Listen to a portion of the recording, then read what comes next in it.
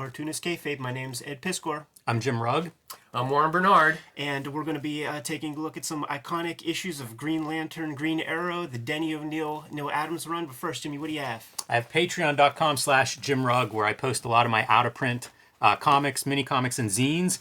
And this is my most recent post. This is a catalog from my ballpoint pen art show from a few years ago. Did a small print run. It's long gone. Now you can download the high-res PDF of this and see all of these drawings, a lot of them influenced by comics, obviously my number one love. But this is what I post on my Patreon, along with a lot of original art, a lot of process stuff, Street Angel art, things of that nature. So if you dig what we do here, you'll find a lot more of it at patreon.com/Jim Rugg, the Bible verse from Pulp Fiction. You're telling on yourself with that Walrus Man piece, man, because that lets us know your age. Red Room issue 1 coming out this May. It's going to be in stores in just essentially a couple of weeks, which is crazy to me, man. The pre-orders are due on April 20th, so that may or may not be in the very near future, depending on when this video goes live. But tens of thousands of people put in their pre-order through their stores and through the Fantagraphics website. You could do so as well. And it's important that we know how many of these things to print when that time comes. There are several flavors of the comic. Here's the Eddie P variant. There's the Jim Rugg variant by way of Dan Clowes and 8-Ball issue 1, Peach Momoko. And there's a store in Baltimore that runs about 5 different locations called Third Eye Comics. This is their store exclusive. There's 3 other store exclusives that are forthcoming, man. So a lot of versions of Red Room issue number 1 that are going to be out there. Get it put on your pull list because it will be coming out monthly after May. Warren, do you have some plugs? Nope, none today. You graced us with your comic collection this week, and these are your original copies of the Green Lantern, Green Arrow series. You got them as they were coming out? Yes, I went up to the newsstand and pulled them off the spinner racks when I think I was 14 when the first one came out, and then of course when the last one came out, I turned 15. So this is, I think, April of 1970. So this will be a kind of a macro episode where we just kind of like look through a bunch. Like Jimmy and I, we don't have these comics, you know what I mean? So I think it'll be cool to just kind of like give a quick breeze through all of them. I do wonder, did you just like on a whim pick these up? Did you hear that this Neal Adams guy was interesting and you were following him? Like, I forgot exactly how it happened, but when they did come out, this was a sharp turn when it came to Green Lantern in terms of what the older covers looked like, and we knew about Neal Adams because of Batman. I'm sorry, I think it was Dead Man that was first. Right. Yeah. So, but when I was up there, it was like, wow, what's this? I don't know if I read about it in an earlier comic book from the DC line, but I started pulling them off the newsstand, and to a 14-year-old. Actually, to anybody, these were really different because of what it was that they were trying to do with the storylines. The art style was something to speak of as well. Like when you have your Murphy Anderson Hawkmans and stuff that's pretty rigid and stiff and, looks almost like clip art.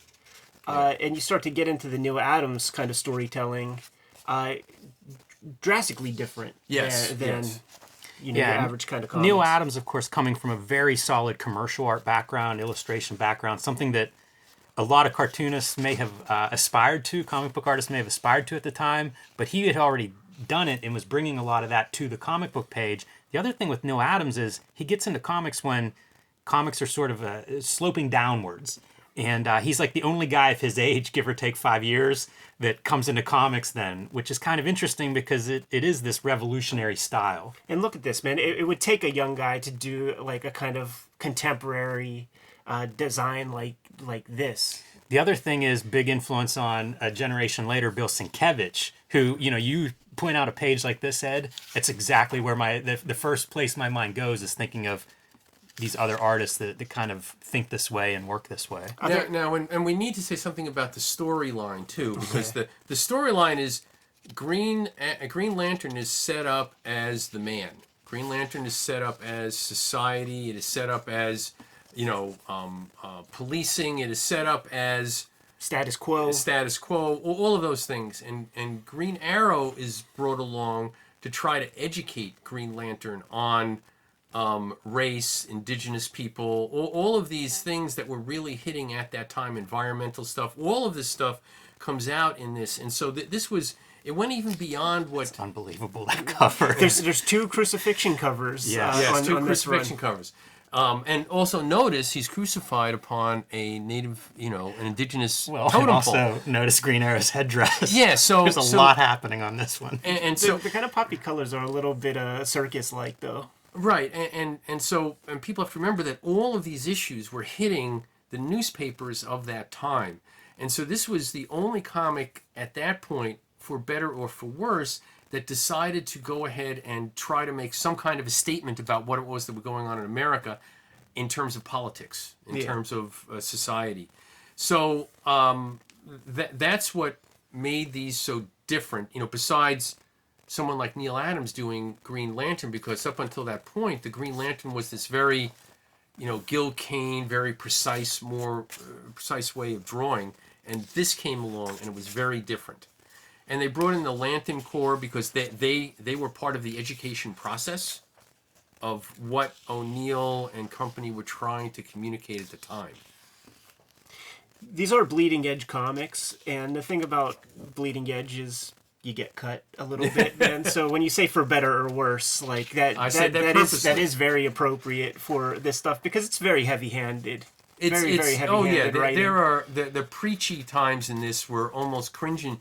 Now, mind you, to a 14 or 15-year-old, it was very different. But reading it today, I was reading some last night, and I was like, oh my God, this dialogue is like, you've got to be kidding me. But and that almost overwhelmed the point they were trying to make. We talk about that a lot, where different creators will sort of push the boundaries of comics. They'll fight to have the ability to do something that's relevant to headlines. Something that maybe isn't aimed at a 7-year-old. Right. But they don't necessarily have the vocabulary yet. It's almost like the concept is what they've got to kick the door down to get through, and then they've spent their whole life writing kids comics. So you end up with this heavy-handed style. It happens throughout comics history. You can see it where these guys that push the boundaries, they maybe go a little bit too far in terms of what they're capable of because they're so eager to expand this vocabulary. And big guys I could say guys like Will Eisner and Frank Miller. I feel like you see these guys really open some doors to what we can do, in genre storytelling or in graphic novels or aiming higher, but they don't necessarily. They may not be the ones who take fullest advantage of that. Yes. Now, this one in particular, this really struck me, I remember, on the newsstand, because here, and I can't remember another cover like this, where it was a skewed view of a newspaper. This is not this is trying to be something else. It's not trying to be a superhero cover to emphasize what it was that the storyline was doing, of the trial of all 3 of these in front of humanity. All right. It's Neal Adams being a real graphic designer and bringing those tools into commercial art. Yeah, so you just duotone here, several different typefaces. Yeah, exactly. This reminds me so much of a Brian Boland too. Oh, for sure. Yeah. There was a Batman cover too. So and these covers were also, to me, very amazing cover. Yeah, were very unlike what you were seeing in the typical comics on the newsstand at that point. So that there was both this visual aspect to it, along with these series of storylines, as preachy as they were, that were covering these topics that really had never been covered in comics before to any great degree. Heck yeah, population explosion, like so many people everywhere, cool page layouts. Oh yeah, these are, wow. and they're still sick. They're still highly readable. Not every page is preachy, but also they were. I love the drawing. I love the art in these. They were very, like I said, very different. Like these. That's a great spread. Really like seeing those. Yeah. So there was this whole other thing going on out there. Now, what was it? I guess in the 90s they released all of these in a boxed set. So I don't know if you're aware of that or not. No. So there's a really nice boxed set of these in a slipcase edition. Wow. Yeah, but it's new coloring and stuff like you want these if you could get right. them. Yes. Yeah. And by the way, these aren't that rare. A lot of these comics are not. Now of course rarity and how much money they're going for are 2 different things.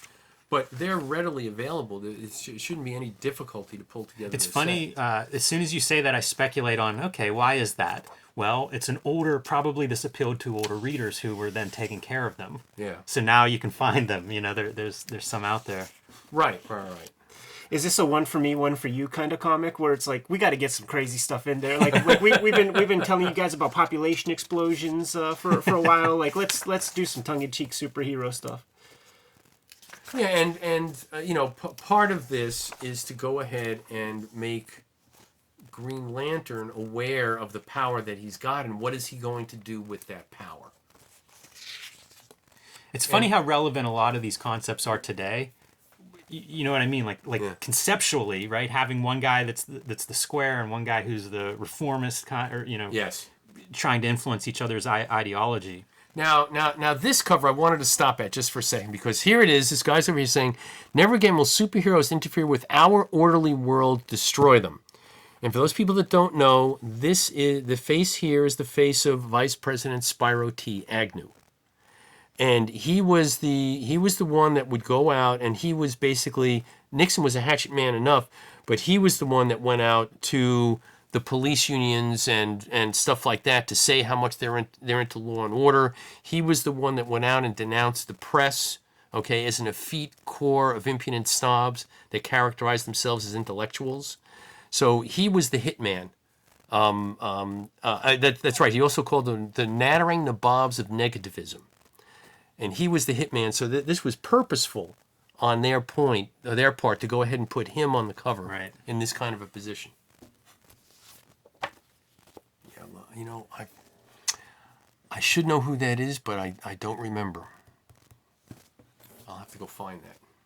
These both of these recent covers show off that Neal Adams commercial art thing. You know, the idea of like political or editorial cartooning to put a vice president's likeness on the cover. We're going to see more and more. Like this is kind of like an exploitation cover, for a paperback cover in a way, except in a illustrated form. But we'll see very much like this one right here. Yeah, sure. Yeah, so this is where Green Arrow finds out that Speedy is a junkie.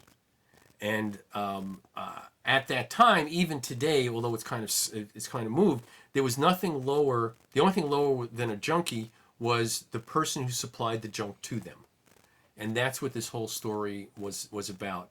But it was also about why people become junkies, and one of the things that they point out in here, and this is echoed in the OxyContin crisis that we've got today, is that when you're hopeless and society is against you and there's nothing there for you, why wouldn't you do this to feel better?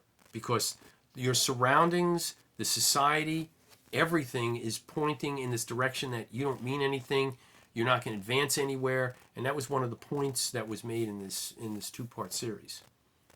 And I love this. More deadly than the atom bomb. And one other thing here, notice up here, an important message from the Honorable John V. Lindsay, Mayor of New York City. So in the back, here we go. An important message for you. So here's the Mayor of New York, John Lindsay, writing some guy at DC Comics, commending them. Your undertaking to impart the horrors of narcotics to our youngsters deserves applause. With the drug epidemic spreading throughout the country, the need for effective campaigns of prevention is ever increasing. Now, whether this is an effective campaign is left for other people to determine. Yeah. But this gives you the visibility that this had at the time. Interesting to see, like, the war against drugs. I mean, that's got to be one of the early uses of that phrase. Yes. I think that comes from Nixon, right? Right, yeah. It was during the Nixon administration that marijuana was put on the same schedule as cocaine and heroin. All right? Not because it deserved to be there, but because they viewed that as part of this counterculture revolt.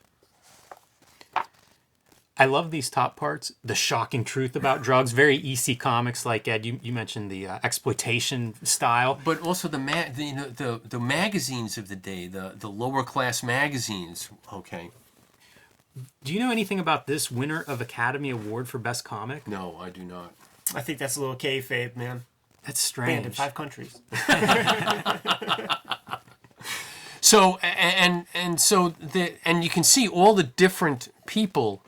The different races. Every economic stratum is hooked on the heron. Well, right, heron, and also all of the different races that are here in the United States, and their treatment of race is and I'll be honest with you, if you read through, if someone born in 1995 reads this, they're going to be horrified at what they see.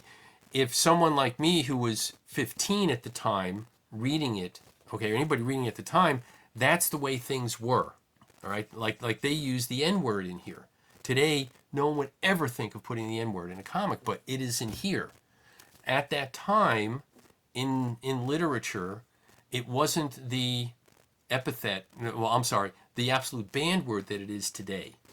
For better or for worse, I'm not making a value judgment on that, but that's just the way it was. Context, right, exactly. It's and like I said, someone 25 today reads this, they're going to be horrified. So there's a Joe Kubert energy to some of these faces here. It's actually, this is Norman Rockwell.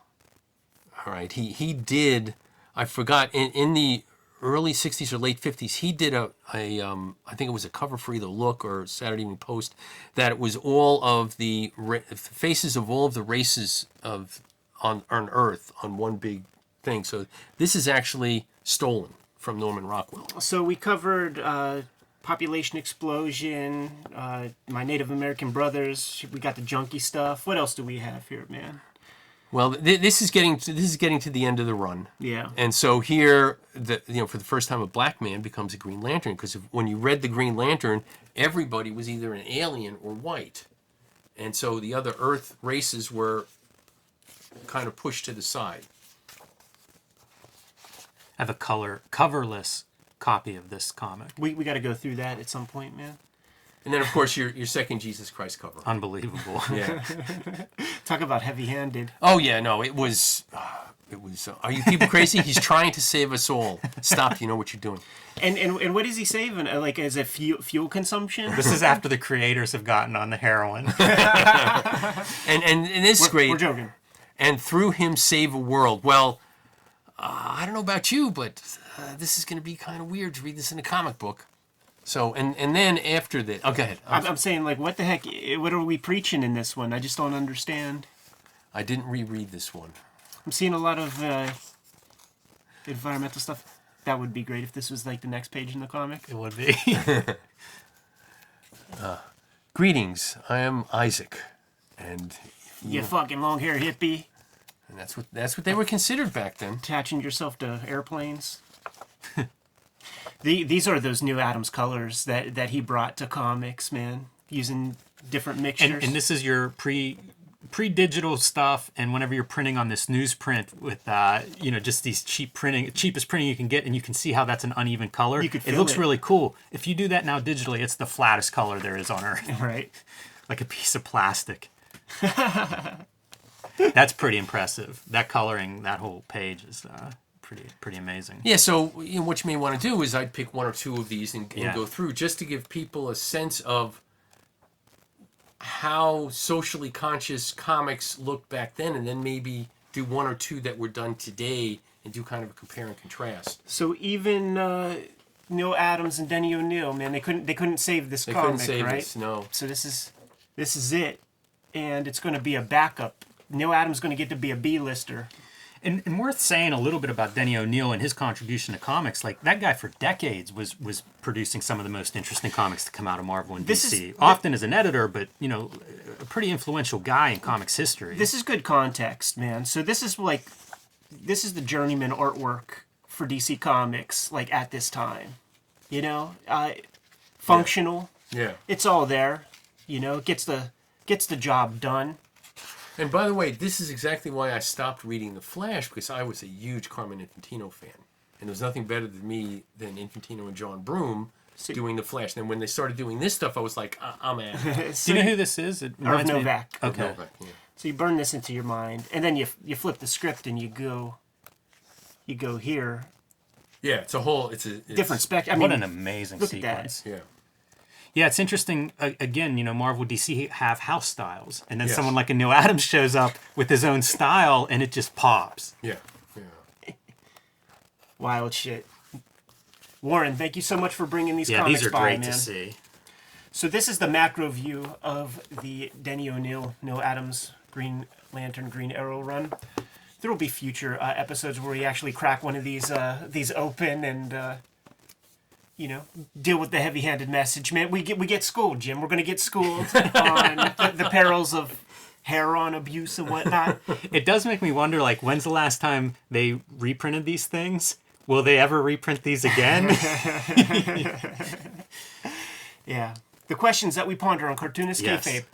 Kayfabers, like, follow, subscribe to the YouTube channel. Hit the bell. We'll notify you when new vids are available. Jimmy, what do you have? I have patreon.com/JimRugg, where you can find my out-of-print zines and mini comics, lots of my original art process behind the scenes artwork. That's at patreon.com/JimRugg. Once again, got to thank Warren Bernard for bringing his great collection here. Red Room issue 1 is going to be coming out in May 2021. It's going to start coming out on a monthly basis. Get it put on your pull list at your local comic shop. If you don't have a good comic shop in your area, pre-order it through Fantagraphics. If you're a Kayfaber from across the pond, check your local shop, or even eBay has good prices that don't have the crazy shipping that we must charge to get it to your country. So check out those different venues. You'll be able to get the comic at an affordable price.